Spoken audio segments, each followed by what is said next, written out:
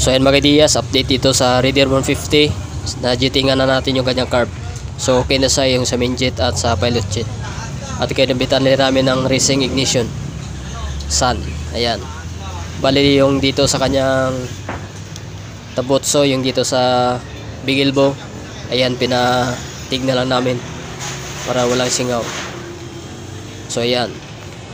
Yung dito mga Diaz, maganda yung kanyang hatak at walang hagok pagdating sa duluhan. Pero ito mga Diaz, ibalik na namin ito kanyang hose kasi yung gusto ng mayari, ibalik niya.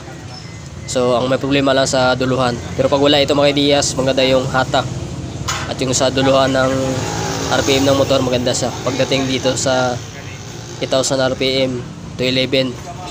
So maganda siya.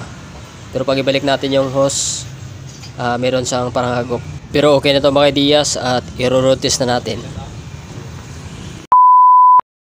Ayun mga Diaz, i-road test na natin at siguro hindi na tayo makapatakbo ng mabilis kasi maraming mga sasakyan. So hahanap lang tayo ng tsempo. Patingnan natin kung meron siyang hagok sa dulo niya mamaya at sa arangkada natin.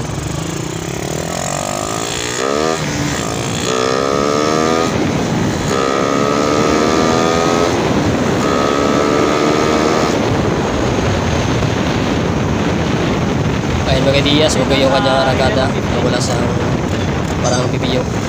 So try naman natin mamaya sa duluhan niya pagdating sa 8,000 RPM at 11. So yung mga Diaz, update na natin ito.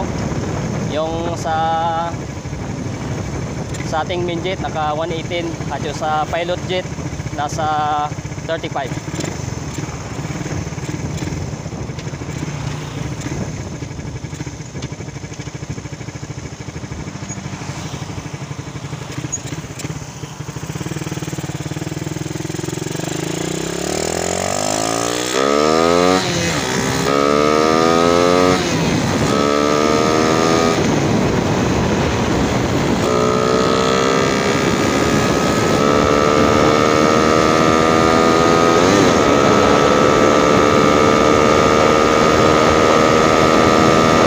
Mga Diaz, goods na kanyang sa dulo. So wala na siyang hagok pagdating ng 8,000 RPM to 11.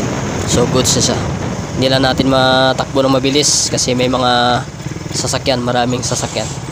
So siguro hanggang dito na ating video. God bless sa inyong lahat. Salamat sa panonood.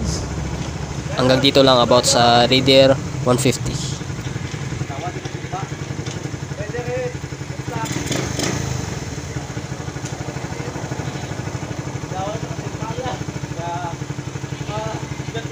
Nama